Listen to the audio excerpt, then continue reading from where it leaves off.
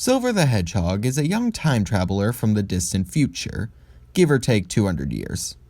And whenever you see Silver, there's a good chance he's coming from a doomed future, whether it be due to sentient flames engulfing the planet, robotic zombies, deranged descendants of Dr. Eggman, or a roboticized friend-turned-foe. But despite how destroyed his timelines are, no matter how inevitable that this world is doomed, Silver seems to keep fighting for it. Nothing seems to be able to break this young hedgehog's spirit. Yes, he's had his moments of doubt, he's wondered if what he's doing will actually change anything, but he quickly gets back up and keeps doing it regardless, hoping that he can save the world. So I full-heartedly believe that Silver belongs in the Blue Lantern Corps of Hope.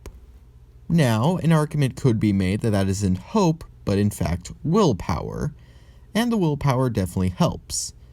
But I think it goes deeper than that. Yes, Silver will confront whatever's trying to destroy his timeline, but he's also actively trying to make the best of a worse situation. He rebuilds buildings, tries growing food and plants. He even just tries simply making bonds with people. Now that to me seems more like hope than willpower. And if none of that convinced you, I think these two clips from Sonic Forces prove my point for me. Eggman's army has everyone terrified. If we want the people to rally, we have to show them that strength doesn't just come from numbers. This wasn't part of my agenda, but I'm always happy to crush a hero. It keeps the rabble in line, shows them that there is no hope. Does anyone but you believe your lies? So with all this in mind, I think if Silver was to join a Lantern Corps, it would undoubtedly be the Blue Lanterns of Hope. Blaze the Cat is the pyrokinetic princess from the Soul Dimension. Along with being the princess of her entire dimension, she was given a lifelong mission. To protect her dimension, she must protect the Soul Emeralds at all costs. The Soul Emeralds are basically their dimension's equivalent to the Chaos Emeralds. So when Blaze became the sole monarch of the Soul Dimension, her sole mission in life was to protect the Soul Emeralds. And she was completely on board with this mission. She sacrificed any hope for a normal life to protect her dimension. To me, this would put her into the Green Lantern Corps of willpower. Admittedly, that is a bit of a stretch, but in my book, being able to dedicate your life to a cause takes a lot of willpower.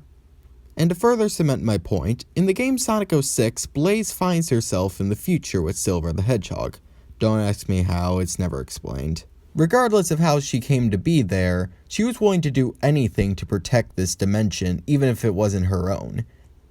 And she had to make the ultimate sacrifice at the end of Silver's campaign by merging with Iblis and then sacrificing herself. Such a heroic act of self-sacrifice can only be done with an immense amount of willpower. Now, it does have to be mentioned the specifics behind it is never exactly explained. They say that she'd be sent to another dimension, but it's unclear if it would kill her or not. Either way, she took the risk and was more than willing to die for this dimension. No! I can't do that to you! Didn't we already go through this? We agreed to save the world at any price! So I'd say it still counts.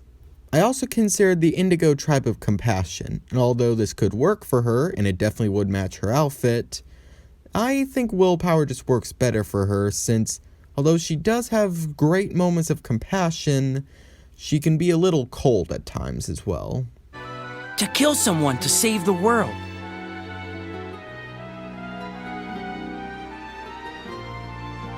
Is that really the right thing to do? You're so naive.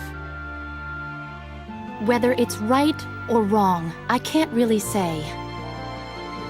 But what I do know is, if we don't take this chance, the future will remain exactly as it is. So for these reasons, I would choose the Green Lantern Corps of Willpower for Blaze the Cat.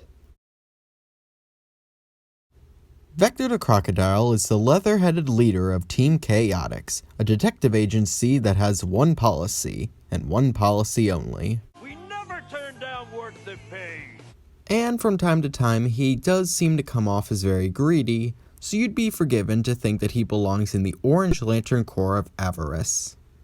But much like the reptile detective, to get the truth, you're gonna have to look a bit deeper. Although at face value, it may seem greedy for him to want to get a job that pays a lot. The thing is, he just wants that to pay the bills for his team, since he typically takes up jobs that don't pay very well, if at all. Luckily for you, there's no charge for first-time customers. Now, why would he do this? That just seems like a horrible business strategy. It's simple. He cares more about helping people than making a living. The rest of the members of Team Chaotix occasionally bring this up as well. I'm sick of taking jobs where we lose money. Our business is going bust! I ain't interested in your opinions. I'm the boss around here. And even the canon games support this idea with, and I quote, "While he may seem like he's only about the money, he always helps those in need for free." So with all this in mind, as rough as he may be around the edges, I think the best core for him would be the Indigo Tribe of Compassion. Now, I doubt he would ever accept the rings, since he likes to have a bit of a tough guy attitude. I may be lean, mean, and green, but behind my cool croc exterior, I'm really just a big old softy.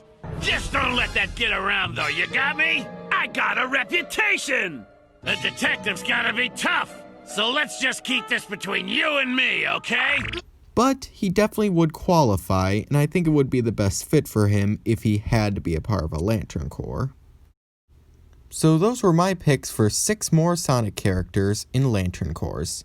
Do you agree with my picks, or do you think there were better options for them? And it does have to be mentioned, since they all commonly stand up to the villainous Dr. Eggman, they could all qualify for the Green Lantern Corps of Willpower. And there is also the Phantom Lantern Ring, but I try to keep that off these lists since anyone can wear it. It doesn't matter what your emotional state is, you can wear the ring if you find it. Plus it's highly unstable and tends to drive people insane, so probably wouldn't be the best idea. Either way, I hope you enjoyed this video, and I hope you have a good day.